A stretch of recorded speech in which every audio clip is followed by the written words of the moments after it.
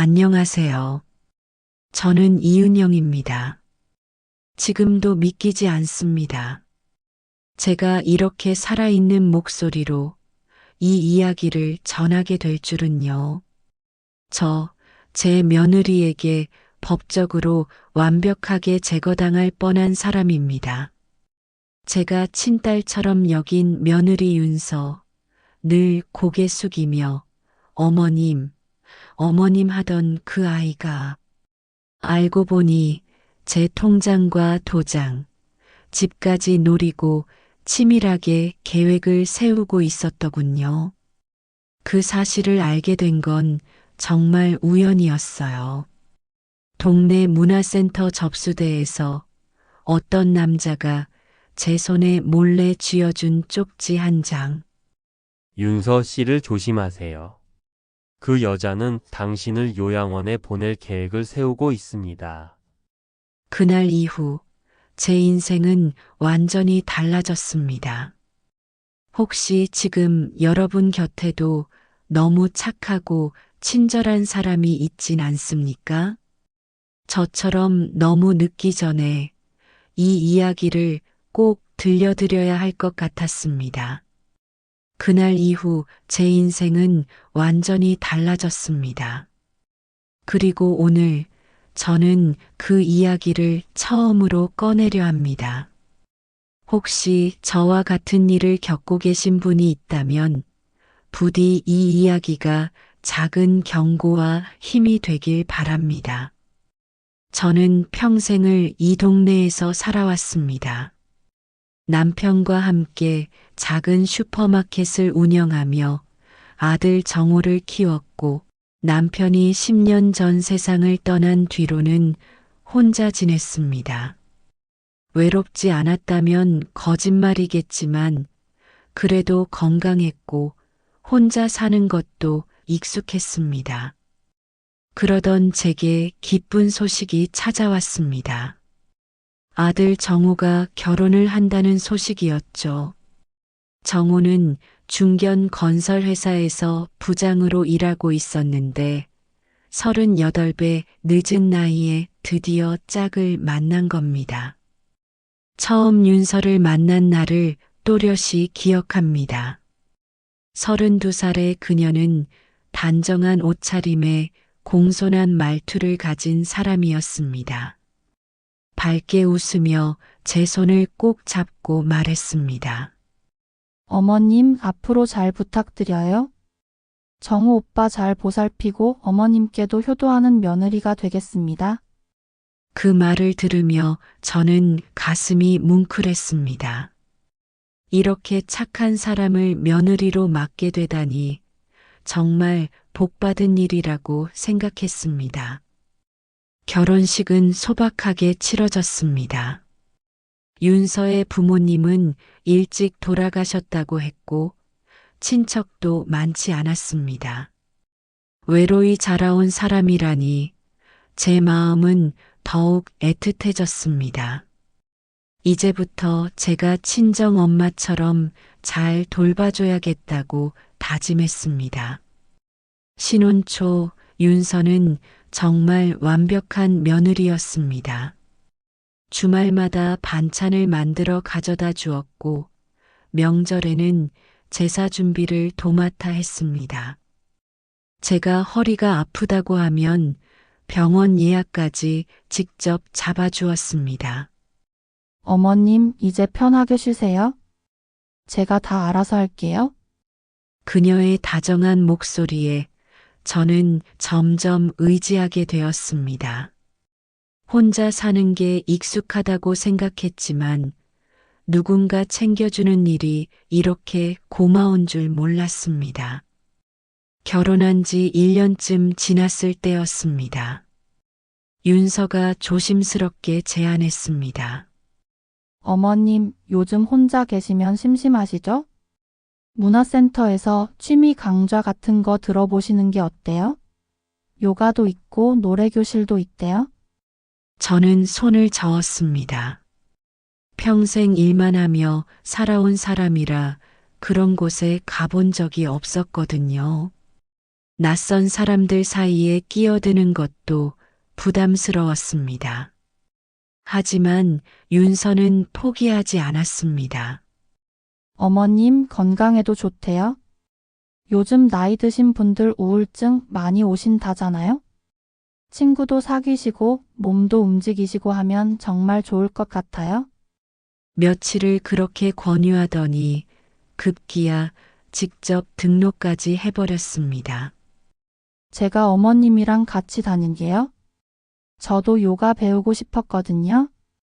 같이 다니면 더 재밌을 것 같아요. 그렇게 해서 저는 생전 처음 문화센터라는 곳에 발을 들이게 되었습니다. 문화센터는 아파트 단지 내에 있는 작은 건물이었습니다. 깨끗하고 밝은 실내에 여러 강의실이 있었고 접수 데스크에는 40대 중반쯤 되어 보이는 남자가 앉아 있었습니다. 어서 오세요. 등록하러 오셨어요? 윤서가 밝게 웃으며 대답했습니다. 네, 전화로 예약했던 윤서입니다. 저희 어머님이랑 같이 요가반 등록하려고요. 아, 네. 확인했습니다. 박 실장이라고 명찰을 단 그 남자는 서류를 정리하며 친절하게 안내했습니다. 등록 절차는 간단했습니다. 신청서를 작성하고 수강료를 내면 끝이었습니다. 윤서가 서류를 작성하는 동안 박 실장은 제게 물 한 잔을 건네며 말했습니다. 어르신 요가반 선택 잘하셨어요. 우리 강사님이 정말 좋으세요. 연세 있으신 분들 몸 상태 잘 봐가면서 가르쳐 주시거든요. 그래요? 고맙습니다. 저는 어색하게 웃으며 물을 받았습니다. 그때 박 실장이 제 손을 살짝 잡으며 뭔가를 쥐어주었습니다. 너무 자연스러운 동작이라 윤서는 눈치채지 못했습니다. 손바닥에 작은 종이 한 장이 느껴졌습니다. 어르신 화장실은 저쪽 복도 끝에 있습니다. 박 실장은 아무렇지 않게 미소를 지으며 복도를 가리켰습니다. 그의 눈빛이 묘하게 진지했습니다. 저는 가슴이 두근거렸습니다. 무슨 일인지 알 수 없었지만 뭔가 심상치 않은 기운이 느껴졌습니다. 윤서야, 나 화장실 좀 다녀올게. 네, 어머님. 천천히 다녀오세요. 윤서는 여전히 서류를 작성하느라 고개도 들지 않았습니다. 저는 복도를 따라 화장실로 향했습니다. 다행히 안에는 아무도 없었습니다. 떨리는 손으로 손바닥을 펼쳤습니다. 작고 네모난 메모지였습니다. 거기에는 볼펜으로 급하게 쓴 듯한 글씨가 있었습니다. 윤서 씨를 조심하세요. 그녀는 이미 아드님 재산을 노리고 움직이고 있습니다. 가까운 시일 내에 어머님을 요양원에 보낼 계획까지 꾸미고 있습니다. 제 말을 믿으시고 조심하세요. 증거가 필요하시면 연락 주세요. 그 아래에는 휴대폰 번호가 적혀 있었습니다. 순간 머릿속이 하얘졌습니다. 무슨 소리인지 이해가 되지 않았습니다. 윤서가 제 재산을 노린다고요? 저를 요양원에 보낸다고요? 그럴 리가 없었습니다. 그렇게 착하고 다정한 며느리가 그런 짓을 할 리 없었습니다. 하지만 쪽지를 쥔 손은 멈출 수 없이 떨렸습니다. 저는 휴지통에 쪽지를 버리려다가 결국 주머니 깊숙이 집어넣었습니다. 거울에 비친 제 얼굴은 창백했습니다. 진정하자. 아마 오해일 거야. 윤서는 그런 아이가 아니야. 저는 스스로를 다독이며 화장실을 나왔습니다. 등록을 마치고 집으로 돌아오는 길, 윤서는 여전히 밝게 웃으며 말했습니다. 어머님, 다음 주부터 수업 시작이에요? 재밌을 것 같지 않으세요? 그래, 그렇겠지. 저는 최대한 평온한 목소리로 대답했습니다. 하지만 머릿속에서는 계속 그 쪽지의 문장들이 맴돌았습니다. 집에 돌아온 저는 방문을 닫고 주머니에서 쪽지를 다시 꺼냈습니다. 몇 번을 읽고 또 읽었습니다. 말도 안 되는 소리였습니다. 하지만 박 실장이 굳이 그런 쪽지를 건넬 이유가 뭘까요? 장난치려고 그런 걸까요? 아니면 정말로 뭔가 알고 있는 걸까요? 그날 밤 저는 잠을 이룰 수 없었습니다. 다음 날부터 저는 윤서를 관찰하기 시작했습니다. 아니, 관찰이라기보다는 그냥 평소처럼 지켜봤다고 하는 게 맞겠네요. 하지만 이상하게도 예전에는 눈에 띄지 않던 것들이 보이기 시작했습니다. 윤서는 여전히 친절했습니다. 반찬을 가져다 주고 제 건강을 챙기고 다정한 말을 건넸습니다. 하지만 가끔, 아주 가끔 제가 말을 걸 때 짜증 섞인 표정이 스쳐 지나가는 걸 봤습니다. 순식간이라 착각인가 싶었지만 분명히 봤습니다. 그리고 또 하나. 윤서는 유독 제 방에 자주 들어왔습니다. 어머님, 청소 좀 해드릴게요. 어머님, 이불 좀 말려드릴게요. 어머님, 약 챙겨드릴게요. 물론 고마운 일이었습니다. 하지만 제 방에 들어올 때마다 그녀는 유독 서랍장 쪽을 힐끔힐끔 쳐다봤습니다. 그리고 제가 외출하고 없을 때면 방문이 살짝 열려 있는 경우가 많았습니다. 어느 날은 분명히 잠가놓은 서랍이 열려 있었습니다. 제 서랍에는 중요한 서류들이 들어 있었습니다. 통장, 도장, 부동산 등기권리증 같은 것들이요. 혼자 사는 노인이라 그런 것들을 잘 정리해 두는 편이었습니다. 그날 저는 손이 덜덜 떨렸습니다. 서랍을 열어보니 서류들이 조금씩 위치가 바뀌어 있었습니다. 누군가 뒤적인 흔적이 역력했습니다. 저는 아무 말도 하지 않았습니다. 아직은 확신할 수 없었으니까요. 일주일쯤 지난 어느 날, 저는 장을 보러 나갔다가 일찍 돌아왔습니다. 현관문을 열고 들어서는데 제 방에서 윤서의 목소리가 들렸습니다. 네, 맞아요? 여기 서랍에 다 있어요? 통장이랑 도장이요? 저는 숨을 죽이고 복도에 섰습니다. 아니, 아직 못 가져왔어요? 어머님이 계속 집에 계셔서요? 기회 봐서 가져올게요. 누군가와 통화하는 목소리였습니다. 네, 알아요? 최대한 빨리요. 일단 치매 진단서부터 받아야 한다고 했잖아요. 그래야 법적으로 문제없이 진행할 수 있으니까요. 치매 진단서. 그 단어를 듣는 순간 온몸에 소름이 돋았습니다. 네, 걱정 마세요. 곧 요양원 보낼 거예요. 어차피 혼자 살기 힘든 나이잖아요. 그럼 집도 정리하고 재산도 정리하고 다 깔끔하게 할 수 있죠. 저는 그 자리에 얼어붙었습니다. 아, 어머님 오신다. 끊을게요. 윤서의 목소리가 급하게 낮아졌습니다. 저는 황급히 현관 쪽으로 물러났습니다. 그리고 일부러 큰 소리로 말했습니다. 윤서야, 나왔어. 아, 네, 어머님. 일찍 오셨네요. 윤서는 언제 그랬냐는 듯 밝게 웃으며 제 방에서 나왔습니다. 손에는 빨래를 들고 있었습니다.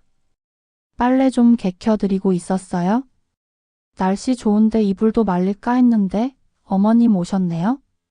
그녀의 얼굴에는 아무런 흔적도 없었습니다. 자연스럽고 다정한 미소만이 가득했습니다. 저는 그제야 깨달았습니다. 쪽지는 진실이었습니다. 윤서는 저를 속이고 있었습니다. 아니, 속이는 정도가 아니라 저를 제거할 계획을 세우고 있었습니다. 그날 밤 저는 주머니 깊숙이 숨겨두었던 쪽지를 다시 꺼냈습니다. 그리고 떨리는 손으로 박 실장의 번호로 문자를 보냈습니다. 증거가 필요합니다. 도와주세요. 답장은 금방 왔습니다. 내일 문화센터로 오세요. 혼자서요. 저는 휴대폰을 꼭 쥐고 천장을 바라봤습니다. 70평생을 살아오면서 이렇게 두려운 적은 처음이었습니다. 믿었던 사람에게 배신당한다는 것. 그것도 가족에게 말이죠. 하지만 저는 이대로 무너질 수 없었습니다. 아직 제 정신은 멀쩡했고 몸도 건강했습니다. 싸워야 했습니다. 다음 날 아침 윤서에게 말했습니다. 윤서야, 나 오늘 문화센터 한번 가보려고. 수업 시작 전에 시설 구경 좀 하고 싶어서. 그래요? 제가 같이 갈까요? 아니야, 괜찮아. 혼자 다녀올게. 동네 아닌데 뭐. 윤서는 조금 의아한 표정을 지었지만 곧 웃으며 말했습니다. 그럼 조심히 다녀오세요, 어머님. 저는 집을 나섰습니다. 가슴이 마구 뛰었습니다. 문화센터에 도착하자 박 실장이 접수 데스크에 앉아 있었습니다. 그는 저를 보자 작게 고개를 끄덕이고는 뒤쪽 상담실을 가리켰습니다. 어르신 이쪽으로 오세요. 상담실은 조용하고 아늑한 공간이었습니다. 박 실장은 문을 닫고 저를 의자에 앉게 한 뒤 말했습니다. 어르신 제 쪽지 받으셨죠? 네. 그런데 도대체 어떻게 아신 겁니까? 박 실장은 잠시 망설이더니 천천히 입을 열었습니다. 실은 제 어머니도 비슷한 일을 겪으셨습니다. 며느리한테 속아서 재산을 다 빼앗기고 결국 요양원에 버려지셨죠. 치매도 없으셨는데 억지로 진단서를 만들어서요. 그의 목소리는 낮게 가라앉았습니다. 어머니는 그 충격으로 우울증에 걸리셨고 결국 1년 만에 돌아가셨습니다. 저는 그때 아무것도 할 수 없었어요. 법적으로 문제없이 진행된 일이었고 증거도 없었으니까요. 저는 가슴이 먹먹해졌습니다. 그래서 저는 다짐했습니다. 다시는 이런 일이 일어나지 않도록 제가 볼 수 있는 범위 내에서라도 도와야겠다고요. 박 실장은 제 손을 꼭 잡았습니다. 어르신 윤서 씨는 전문가입니다. 제가 조사해 봤는데 그녀는 이전에도 비슷한 일을 여러 번 저질렀어요. 결혼을 하고 재산을 빼돌린 뒤 이혼하는 수법이죠. 뭐라고요? 네. 그녀의 이전 결혼 기록을 찾았습니다. 2번이나 결혼했다가 이혼했더군요. 그때마다 남편 측 재산에 문제가 생겼고요. 저는 말문이 막혔습니다. 지금도 똑같은 수법을 쓰고 있습니다. 먼저 시어머니를 치매 환자로 만들어서 요양원에 보내고 재산을 정리한 뒤 이혼하는 거죠. 법적으로 깔끔하게요. 박 실장은 서류 봉투를 꺼내 제게 건넸습니다. 여기 윤서 씨의 과거 기록이 있습니다. 그리고 어르신 지금부터는 증거를 모아야 합니다. 그녀가 어떻게 움직이는지 무엇을 계획하고 있는지 확실한 증거를 확보해야 막을 수 있어요. 저는 떨리는 손으로 서류를 펼쳤습니다. 거기에는 윤서의 이전 결혼 기록, 이혼 소송 내역, 그리고 재산 분할 관련 서류들이 가득했습니다. 이 사람이 정말 제 며느리란 말입니까? 네, 어르신. 그리고 지금 바로 옆에서 어르신을 노리고 있습니다. 저는 한동안 아무 말도 할 수 없었습니다. 박 실장은 조용히 말을 이었습니다. 어르신 혼자서는 힘듭니다. 제가 아는 분을 소개해 드리고 싶어요. 강미정 씨라고 전직 법무사입니다. 이런 사건들을 많이 다뤄보신 분이에요. 법무사요? 네. 지금은 은퇴하셨지만 여전히 이런 부당한 일들을 바로잡는 일에 관심이 많으신 분입니다. 특히 노인 대상 사기나 재산 침해 건에 대해서는 무료로 도와주시거든요. 저는 고개를 끄덕였습니다. 지푸라기라도 잡는 심정이었습니다. 오늘 오후에 시간 되시면 만나보시겠어요? 네, 그러겠습니다. 그날 오후 저는 박 실장의 안내로 강미정 씨를 만났습니다. 60 중반쯤 되어 보이는 그녀는 단정한 옷차림에 날카로운 눈빛을 가진 사람이었습니다. 어르신 이야기 들었습니다. 많이 힘드시죠? 강미정은 제 손을 꼭 잡으며 말했습니다. 그 따뜻한 손길에 저는 그만 눈물이 났습니다. 저는 정말 며느리를 믿었습니다. 친딸처럼 생각했어요. 그런데 알아요, 어르신. 가족이라서 더 아픈 거예요. 하지만 지금은 슬퍼할 때가 아닙니다. 싸워야 할 때예요. 강미정은 제 이야기를 차분히 들었습니다. 제가 목격한 것들, 들은 것들, 의심스러웠던 모든 것들을요. 어르신, 이건 단순한 가족 갈등이 아닙니다. 조직적인 재산 사기예요. 윤서 씨는 아마 혼자 움직이는 게 아닐 겁니다. 뒤에 누군가 더 있을 가능성이 높아요.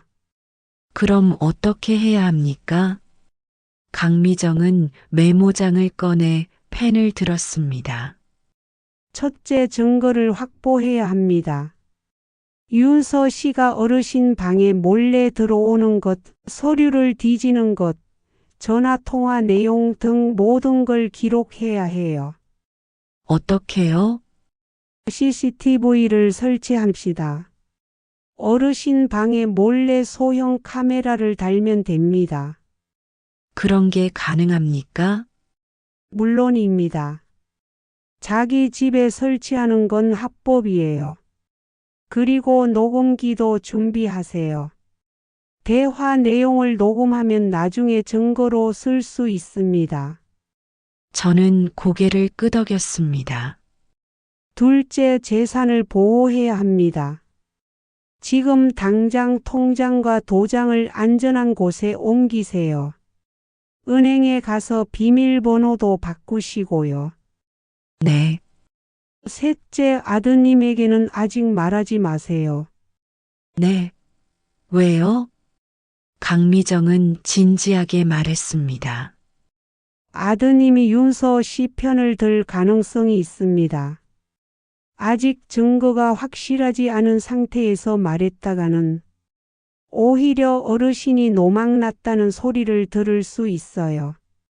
확실한 증거를 모은 뒤에 한꺼번에 보여주는 게 낫습니다. 저는 가슴이 아팠지만 고개를 끄덕였습니다. 아들조차 믿을 수 없다니 이게 정말 현실인가 싶었습니다.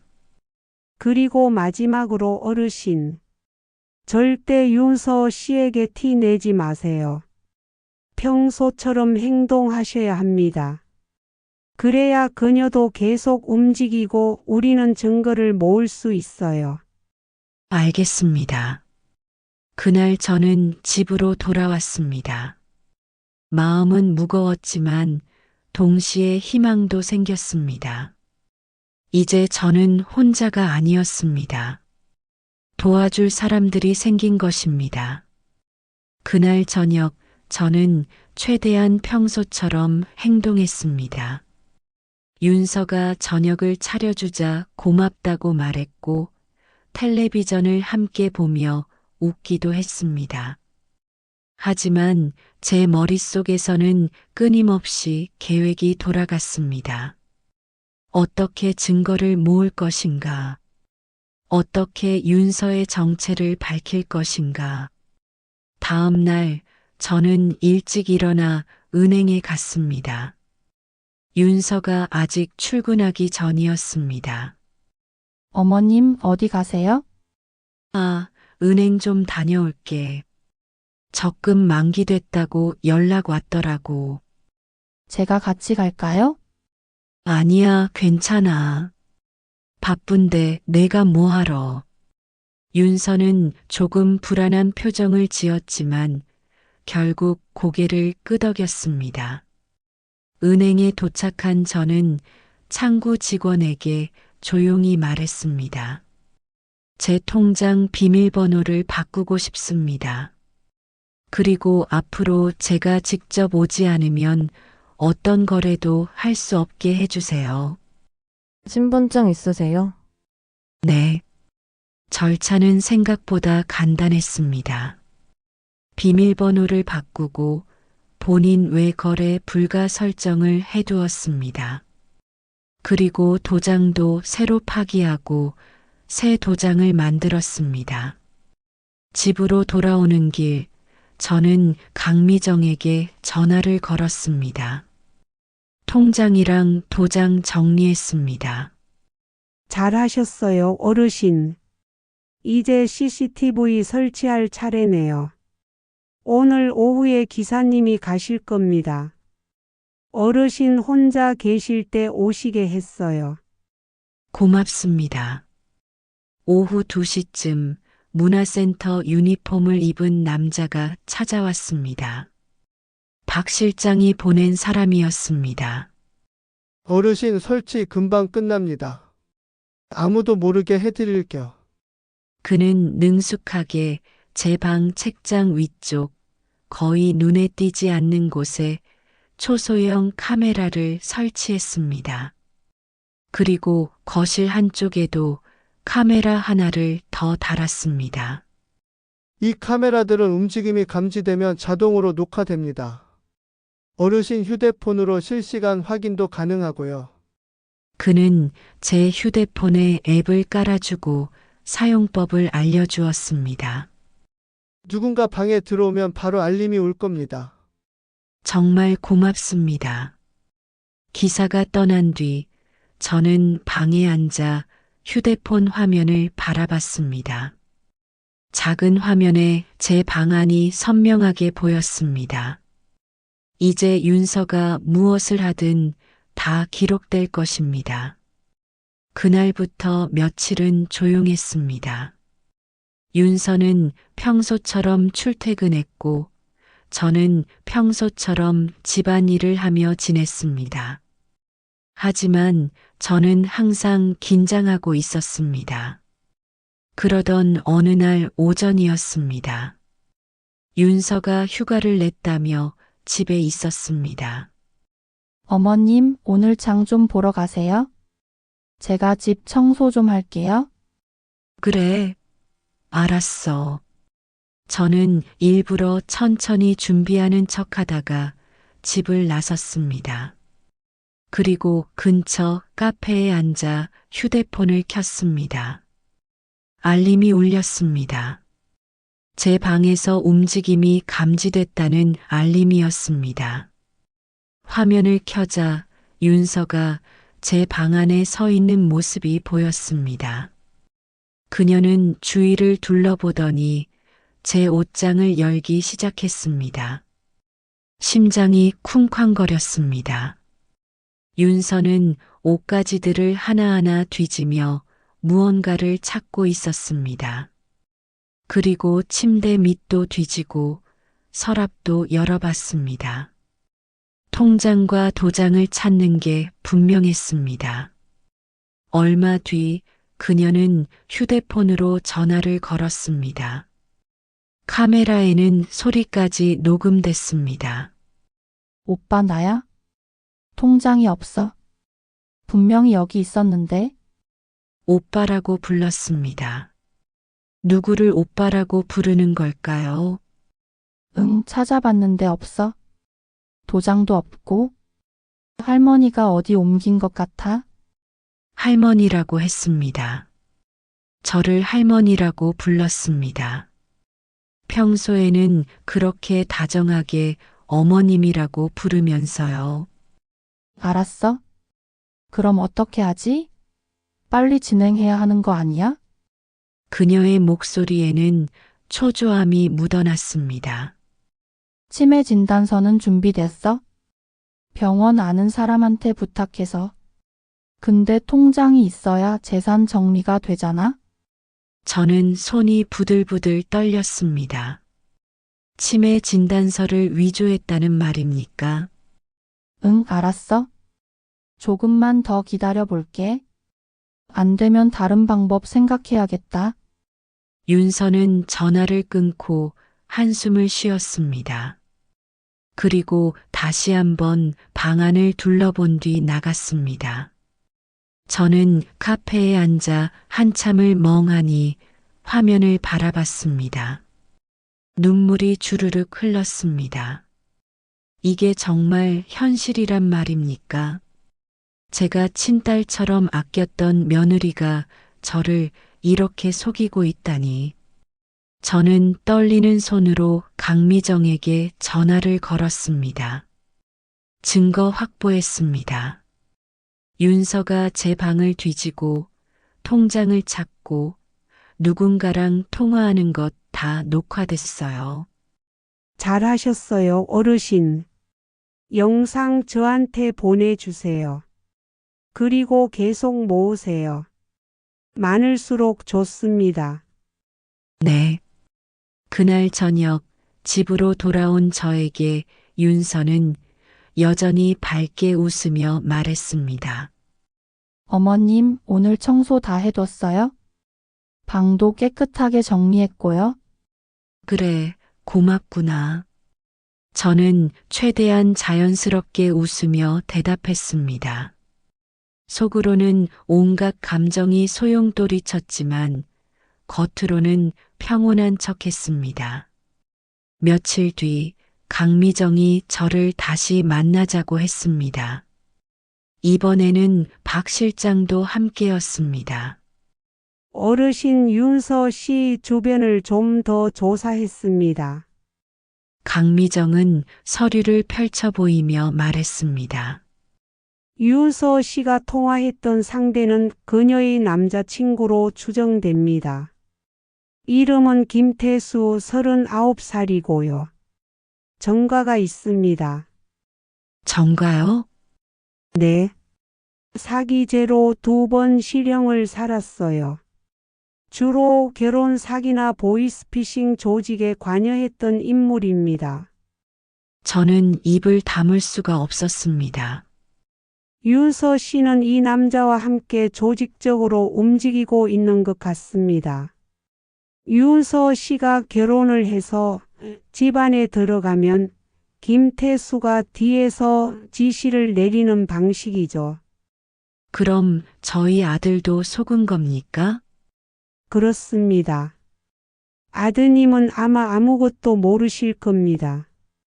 박 실장이 말을 이었습니다. 어르신 더 심각한 게 있습니다. 윤서 씨가 아드님 회사 서류도 빼돌리고 있는 것 같아요. 뭐라고요? 네. 아드님이 건설회사 부장이시잖아요. 최근 회사 내부 입찰 정보가 경쟁사로 유출됐다는 소문이 있습니다. 저희가 확인해 보니 그 시기와 윤서 씨가 아드님 서재를 뒤진 시기가 일치해요. 저는 머리를 감싸 쥐었습니다. 이건 단순한 재산 사기가 아니라 산업 스파이 행위까지 포함된 겁니다. 아드님 회사도 위험한 상황이에요. 그럼 어떡하죠? 강미정이 제 손을 꼭 잡았습니다. 어르신 이제는 아드님에게도 알려야 할 때입니다. 하지만 조심스럽게 접근해야 해요. 윤서 씨가 눈치채면 증거를 인멸할 수 있으니까요. 어떻게 해야 합니까? 일단 아드님을 따로 만나세요. 윤서 씨 몰래요. 그리고 지금까지 모은 증거들을 보여주세요. 영상 녹음 파일, 그리고 윤서 씨의 과거 기록까지요. 저는 고개를 끄덕였습니다. 이제는 정말 결단을 내려야 할 때였습니다.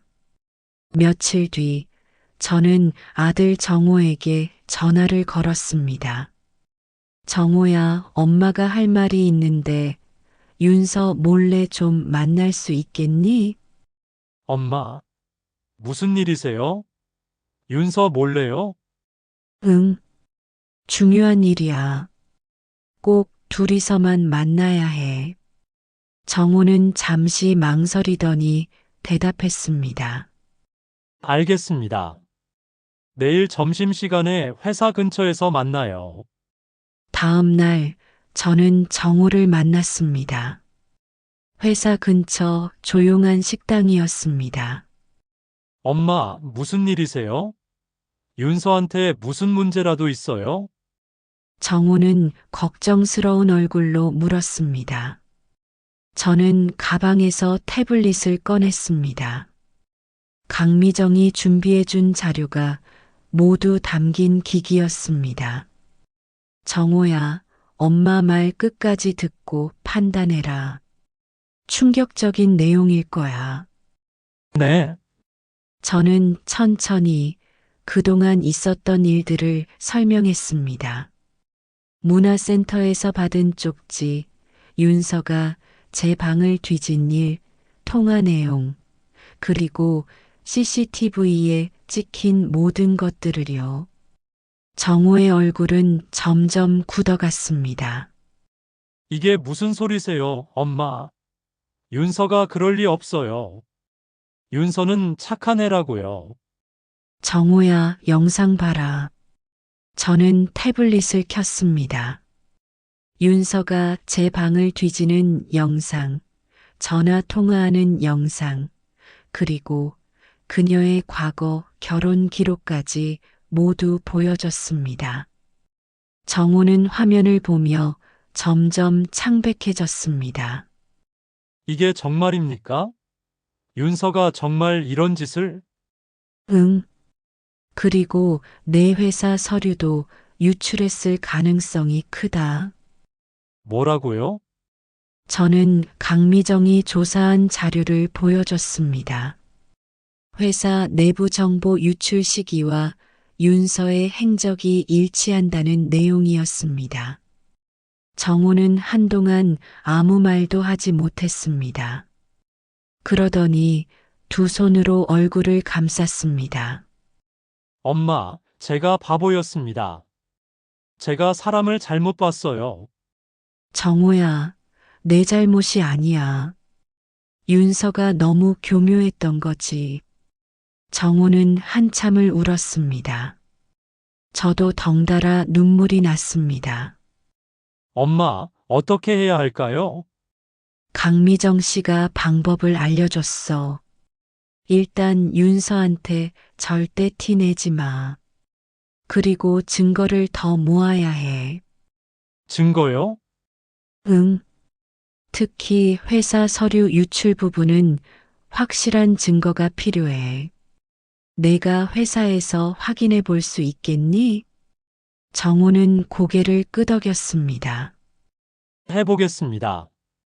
보안팀에 부탁해서 로그 기록 확인해 보겠습니다. 그리고 집에 있는 내 서재도 확인해 봐라. 혹시 서류가 없어진 게 있는지. 네, 엄마. 그날 이후 정호는 집에서 조용히 조사를 시작했습니다. 윤서 몰래 서재를 확인하고 회사 보안팀과도 접촉했습니다. 일주일쯤 지났을 때 정호에게서 전화가 왔습니다. 엄마, 확인했습니다. 제 서재에서 입찰 관련 서류 3건이 사라졌어요. 그리고 회사 로그 기록을 확인해 보니 제 컴퓨터에서 관련 파일이 USB로 복사된 기록이 있습니다. 언제? 2달 전입니다. 제가 야근하고 새벽에 들어왔던 날이에요. 그날 윤서가 집에 혼자 있었어요. 저는 한숨을 쉬었습니다. 이제 확실한 증거가 확보된 것입니다. 정호야, 이제 다음 단계로 넘어가야 해. 어떻게요? 강미정 씨가 말하길 윤서를 현장에서 잡아야 한대. 결정적인 순간에 말이야. 무슨 뜻이에요? 강미정과 박 실장은 계획을 세웠습니다. 윤서 씨는 곧 움직일 겁니다. 더 이상 기다릴 수 없다고 판단하면 아드님한테 어르신을 요양원에 보내자고 설득할 거예요. 그럼요. 그때를 기다리는 겁니다. 윤서 씨가 직접 요양원 이야기를 꺼내고 어르신을 설득하는 모습을 녹음하세요. 그게 결정적 증거가 될 겁니다.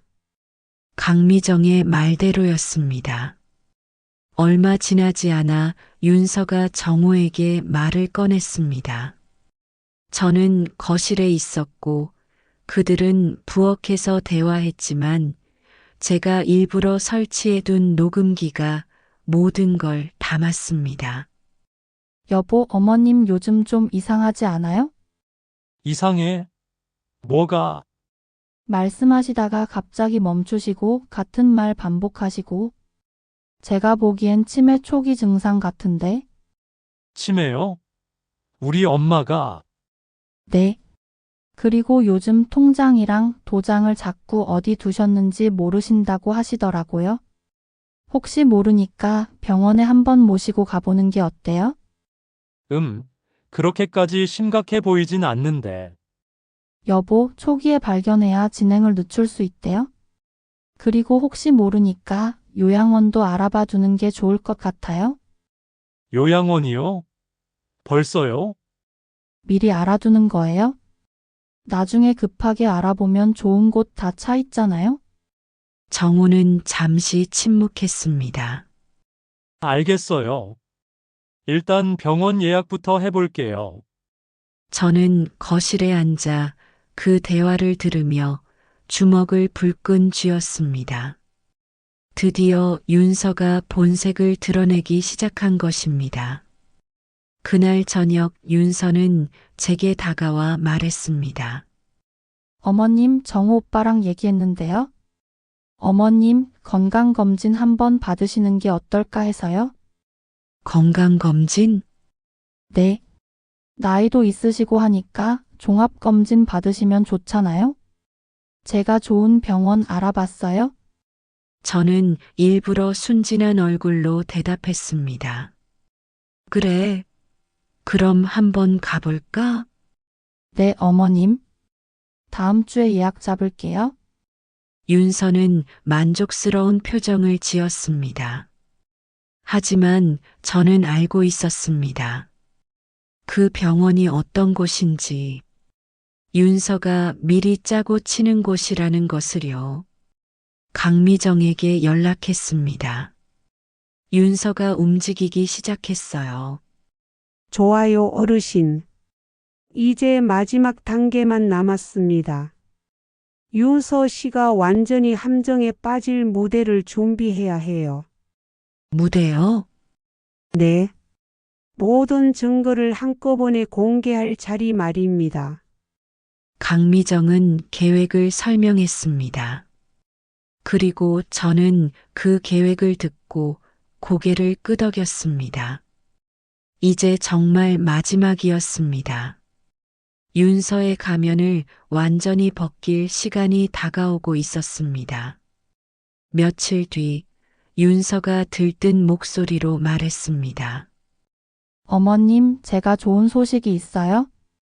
좋은 소식? 네. 제가 예전부터 꿈꿔왔던 와인바를 오픈하게 됐어요. 작은 곳이지만 정말 오랫동안 준비했던 거예요. 저는 놀란 척 했습니다. 정말 그거 잘 됐구나. 네. 그래서 다음 주에 오픈 기념 파티를 하려고 하는데요. 어머님도 꼭 오셔야 해요.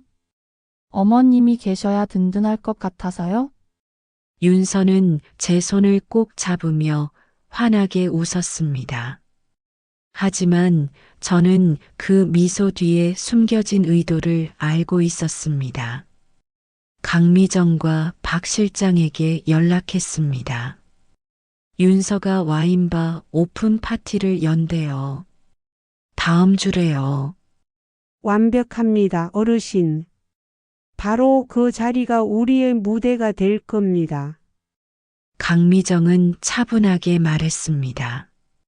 그날 모든 걸 공개하는 겁니다. 윤서 씨가 초대한 사람들 앞에서 그녀가 저지른 모든 일을 밝히는 거예요. 하지만 그렇게 하면 윤서가 도망가는 거 아닌가요? 도망갈 수 없게 만들 겁니다. 경찰도 대기시켜 놓을 거예요. 그리고 어르신, 이건 단순히 윤서 씨만의 문제가 아닙니다. 그녀 뒤에 있는 김태수까지 잡아야 해요. 박 실장이 덧붙였습니다. 김태수도 그날 올 가능성이 높습니다. 와인바 오픈은 윤서 씨 혼자 힘으로 할 수 있는 게 아니거든요. 분명 김태수가 자금을 댔을 겁니다. 그럼 그 사람도 잡을 수 있다는 건가요? 네. 둘 다 한꺼번에 잡는 겁니다. 저는 깊게 숨을 들이마셨습니다. 드디어 끝을 볼 수 있다는 생각에 가슴이 두근거렸습니다. 일주일이 빠르게 지나갔습니다. 그동안 윤서는 더욱 들떠 있었습니다. 파티 준비를 하면서 이것저것 쇼핑을 다니고 드레스도 새로 맞췄습니다. 어머님도 예쁜 옷 하나 맞추세요. 제가 같이 가드릴게요. 아니야, 괜찮아. 엄마는 그냥 있는 옷 입으면 돼. 어머님도 예쁘게 입으셔야죠. 윤서는 억지로라도 저를 옷가게에 데려갔습니다. 그리고 화려한 옷을 골라주었습니다. 저는 순순히 따랐습니다. 속으로는 씁쓸했지만 이 모든 게 마지막 연기라고 생각하니 참을 만했습니다. 파티 전날 정호가 따로 저를 만나러 왔습니다. 엄마, 내일 정말 괜찮으시겠어요? 응, 괜찮아. 엄마가 직접 나서셔야 하는 게 마음에 걸려요. 제가 할게요. 아니야, 정호야. 이건 엄마가 해야 해. 엄마가 당한 일이고 엄마가 끝을 내야 해. 정호는 제 손을 꼭 잡았습니다. 엄마, 죄송해요. 제가 사람을 잘못 봐서 엄마한테 이런 고생을 시켰어요. 괜찮아. 내가 어떻게 알았겠니? 윤서가 워낙 교묘했잖아. 내일 제가 옆에 있을게요. 엄마 혼자 힘드시지 않게요. 고맙다, 아들. 드디어 파티 당일이 왔습니다. 윤서의 와인바는 강남 한복판에 있는 작은 건물 2층이었습니다. 생각보다 고급스러운 인테리어에 놀랐습니다. 이런 곳을 차리려면 적어도 몇 억은 들었을 텐데 윤서가 어디서 그 돈을 구했을까요? 아마 김태수의 돈이겠죠. 그리고 그 돈도 어디선가 사기쳐서 모은 돈일 것입니다. 파티장에는 이미 여러 사람이 모여 있었습니다. 윤서의 친구들, 지인들, 그리고 낯선 얼굴들도 보였습니다. 윤서는 화려한 붉은색 드레스를 입고 손님들 사이를 오가며 인사했습니다. 어머님 오셨어요? 여기 앉으세요. 윤서는 저를 가장 잘 보이는 자리에 앉게 했습니다. 마치 효녀인 척 연기하려는 것처럼요. 저는 조용히 앉아 주위를 둘러봤습니다. 구석에 박 실장이 보였습니다. 그는 웨이터 복장을 하고 있었지만 저와 눈이 마주치자 작게 고개를 끄덕였습니다. 강미정도 손님인 척 한쪽에 앉아 있었습니다.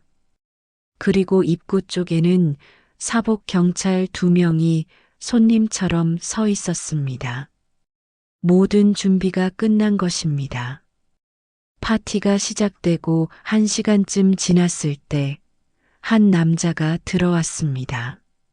30대 후반으로 보이는 그 남자는 값비싼 정장을 입고 있었지만 어딘지 모르게 경박한 느낌이 났습니다. 윤서가 그 남자에게 다가가 반갑게 인사했습니다. 오빠 왔어요? 오빠라고 불렀습니다. 바로 김태수였습니다. 정우가 도착한 것은 그로부터 10분 뒤였습니다. 엄마, 늦어서 죄송해요. 괜찮아. 어서 와라. 정우는 제 옆에 앉았습니다. 그의 얼굴은 긴장으로 굳어 있었습니다. 곧 윤서가 마이크를 들고 단상에 올라갔습니다. 여러분, 오늘 이렇게 와주셔서 정말 감사합니다. 제가 오랫동안 꿈꿔왔던 와인바를 드디어 오픈하게 됐어요. 사람들이 박수를 쳤습니다. 이 자리가 있기까지 많은 분들의 도움이 있었습니다. 특히 제 시어머니, 이은영 어머님께 감사드려요. 윤서는 저를 가리켰습니다. 사람들의 시선이 일제히 저에게 쏠렸습니다. 어머님은 항상 저를 친딸처럼 아껴주셨고 제가 이 와인바를 준비할 때도 많이 격려해 주셨어요. 정말 감사합니다, 어머님. 윤서는 저를 향해 고개를 숙였습니다. 완벽한 연기였습니다. 저는 천천히 자리에서 일어났습니다. 윤서야, 엄마도 한마디 해도 되겠니? 네? 아, 네. 물론이죠, 어머님. 윤서는 약간 당황한 표정을 지었지만 곧 미소를 지으며 마이크를 건넸습니다. 저는 마이크를 받아들고 심호흡을 했습니다. 손이 떨렸지만 참았습니다. 안녕하세요. 저는 이은영입니다. 윤서의 시어머니죠. 사람들이 조용히 제 말을 들었습니다. 오늘 이 자리에 와서 정말 기쁩니다. 며느리 윤서가 와인바를 오픈했다니 자랑스럽네요. 저는 잠시 말을 멈추고 윤서를 바라봤습니다. 그녀는 여전히 미소를 짓고 있었습니다. 하지만 오늘 저는 여러분께 꼭 알려드려야 할 진실이 있습니다. 순간 분위기가 변했습니다. 사람들이 웅성거리기 시작했습니다. 윤서의 얼굴에서 미소가 사라졌습니다. 윤서, 내가 나를 요양원에 보낼 계획을 세우고 있다는 거 알아? 어머님? 무슨 말씀을? 내 방을 뒤지고 통장과 도장을 찾던 것도 알아. 그리고 내가 누군가와 통화하며 치매 진단서를 위조한다고 말한 것도 다 들었어. 윤서의 얼굴이 하얗게 질렸습니다. 어머님, 그게 무슨 소리예요? 제가 언제? 증거가 있어. 저는 박 실장에게 눈짓했습니다. 그는 즉시 준비해둔 빔 프로젝터를 켰습니다. 파티장 벽에 영상이 투사되기 시작했습니다. 윤서가 제 방을 뒤지는 모습, 서랍을 여는 모습, 그리고 전화 통화하는 모습이 선명하게 나왔습니다. 오빠 나야? 통장이 없어. 분명히 여기 있었는데. 영상 속 윤서의 목소리가 파티장에 울려 퍼졌습니다. 치매 진단서는 준비됐어? 병원 아는 사람한테 부탁해서. 사람들이 술렁였습니다. 윤서는 얼어붙은 채 화면을 바라봤습니다. 다음 영상은 윤서가 부엌에서 정우와 대화하는 장면이었습니다. 여보, 어머님 요즘 좀 이상하지 않아요? 치매 초기 증상 같은데. 정우가 자리에서 일어났습니다. 윤서, 이게 정말이야? 윤서는 입술을 떨었습니다. 여보. 이건 오해예요? 제가 설명할게요. 오해라고. 강미정이 자리에서 일어났습니다. 오해가 아닙니다. 윤서 씨, 당신은 이전에도 2번이나 결혼해서 남편들의 재산을 빼돌렸죠. 그리고 이번에도 똑같은 수법을 쓰려고 했어요. 강미정은 서류를 꺼내 들었습니다. 여기 당신의 이전 결혼 기록과 이혼 소송 기록이 있습니다.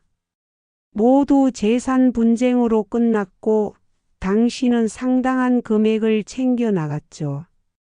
윤서는 뒤로 물러섰습니다.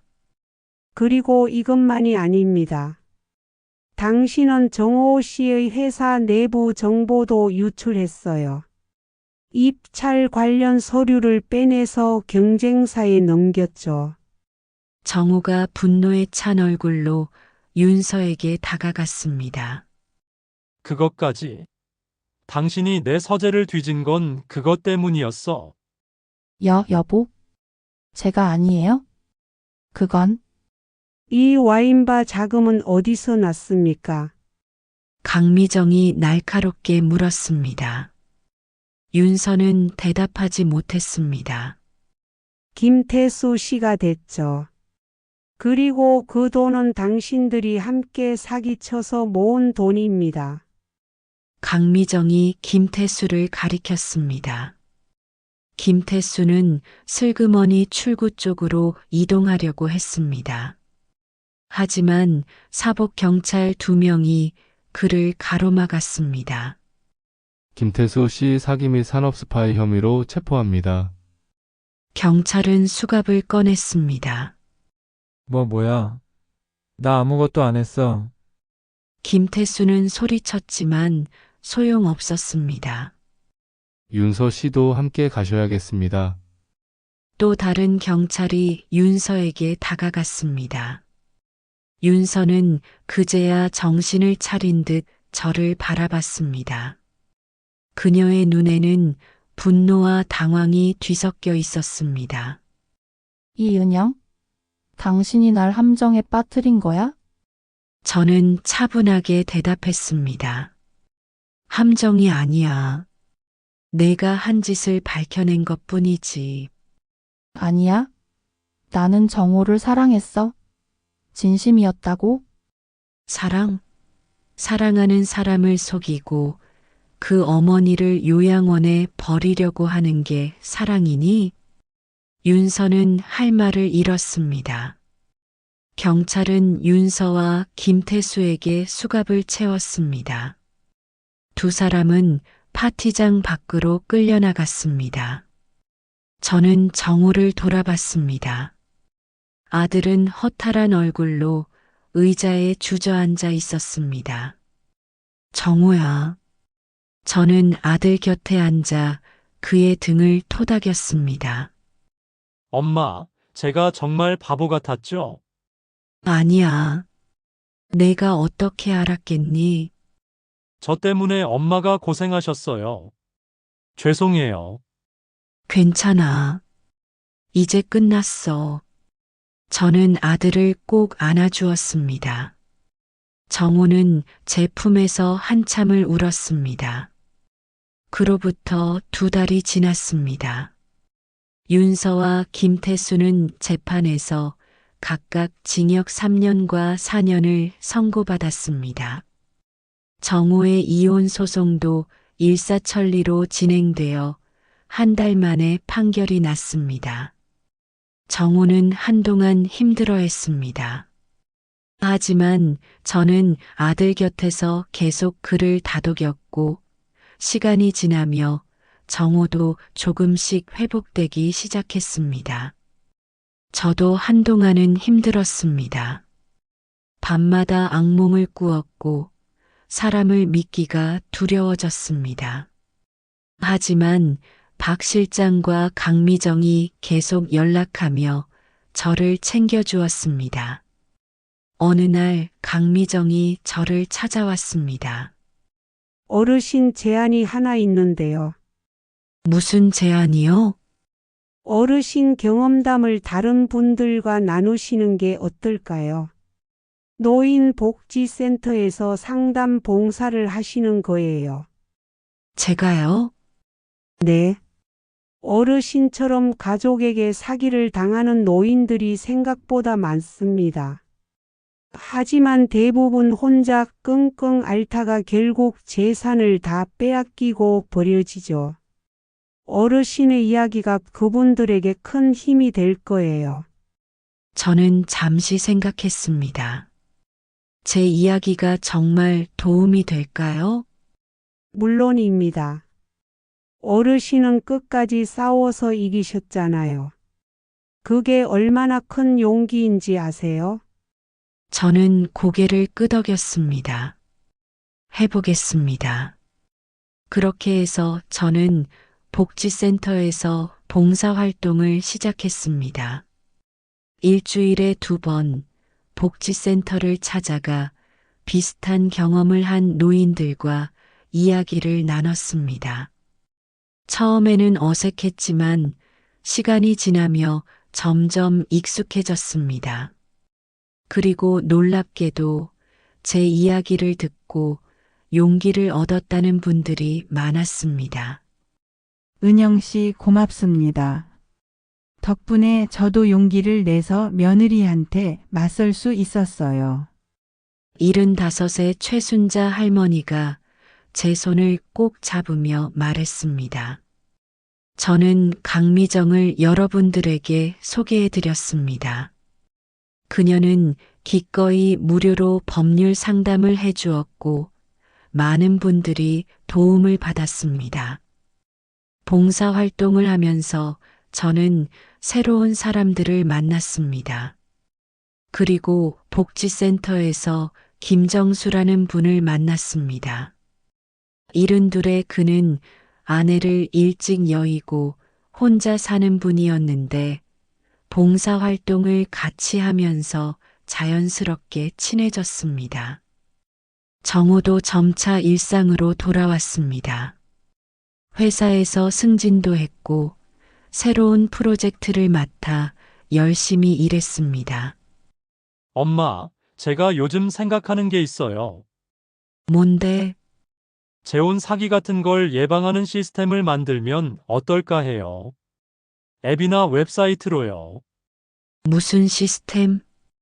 결혼 전에 상대방의 신원을 확인할 수 있는 시스템이요. 최소한 전과 기록이나 이혼 이력 정도는 확인할 수 있게요. 좋은 생각이다. 그런 시스템이 있었다면 우리도 윤서를 미리 막을 수 있었을 텐데. 맞아요. 그래서 꼭 만들고 싶어요. 엄마처럼 고통받는 사람들을 줄이고 싶어요. 저는 아들의 손을 잡았습니다. 정호야, 엄마 자랑스럽다. 엄마가 저한테 보여주신 용기 덕분이에요. 엄마가 포기하지 않으셨으니까 저도 포기하지 않을 거예요. 1년이 지났습니다. 저는 이제 복지센터에서 정기적으로 강연을 합니다. 가족 사기를 당하는 노인들을 위한 예방 교육이죠. 여러분, 가장 중요한 건 증거입니다. 의심이 들면 즉시 기록하세요. 그리고 혼자 해결하려고 하지 마세요. 도움을 요청하세요. 제 강연을 듣는 분들은 진지하게 고개를 끄덕입니다. 박 실장은 문화센터를 확장해서 노인 전문 상담센터도 열었습니다. 강미정은 본격적으로 노인 인권 보호 활동에 뛰어들었습니다.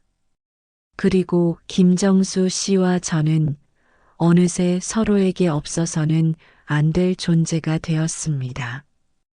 은영 씨, 우리 다음 주에 제주도 여행 어때요? 제주도요? 좋죠. 우리는 손을 잡고 공원을 걸었습니다. 가을 햇살이 따사롭게 내리쬐었습니다. 정호는 제 새로운 인연을 응원해 주었습니다. 엄마, 좋은 분 만나셔서 다행이에요. 엄마도 행복하셔야죠. 고맙다, 아들아. 저는 이제 두렵지 않습니다. 윤서라는 악몽은 끝났고 저는 새로운 삶을 시작했습니다. 물론 가끔은 그때 일이 생각납니다. 믿었던 사람에게 배신당한 아픔, 가족이라는 이름으로 상처받았던 기억들이요. 하지만 그 경험이 저를 더 강하게 만들었습니다. 그리고 비슷한 처지의 사람들을 도울 수 있는 힘을 주었습니다. 지난주에는 새로운 분이 복지센터를 찾아왔습니다. 68배 그 할머니는 딸에게 사기를 당했다며 눈물을 흘렸습니다. 저는 그분의 손을 잡고 말했습니다. 괜찮아요. 이제 혼자가 아니에요. 우리가 함께 할게요. 그분은 제 손을 꼭 쥐었습니다. 그 순간 저는 깨달았습니다. 제가 겪은 고통이 헛되지 않았다는 것을요. 이제 저는 70살입니다. 젊지는 않지만 여전히 할 일이 많습니다. 도와야 할 사람들이 많고 나눠야 할 이야기가 많습니다. 오늘도 저는 복지센터로 갑니다. 오늘도 누군가를 만날 것이고 누군가의 이야기를 들을 것입니다. 그리고 제 이야기를 나눌 것입니다. 어떻게 싸웠는지, 어떻게 이겼는지, 어떻게 다시 일어섰는지를요. 김정수 씨가 문을 열고 웃으며 말합니다. 은영 씨, 오늘도 좋은 하루 되세요. 정수 씨도요. 저는 그의 손을 잡고 복지센터로 걸어갑니다. 햇살이 따뜻합니다. 바람이 부드럽습니다. 이제 저는 71살, 제 인생의 가장 아름다운 시간을 살고 있습니다. 며느리 윤서에게 속았던 그 시간은 끝났습니다. 하지만 그 시간이 저를 더 강하게 만들었고 더 따뜻하게 만들었습니다. 저는 이제 두렵지 않습니다. 앞으로 무슨 일이 일어나든 저는 이겨낼 수 있습니다. 왜냐하면 저는 혼자가 아니니까요. 저에게는 사랑하는 아들이 있고 믿을 수 있는 친구들이 있고 함께 걸어갈 사람이 있습니다. 그리고 무엇보다 저에게는 용기가 있습니다. 71살 이은영의 용기. 배신당했지만 다시 일어선 용기. 상처받았지만 다른 사람을 도울 수 있는 용기. 이것이 제 이야기입니다. 그리고 이것이 제 두 번째 인생의 시작입니다.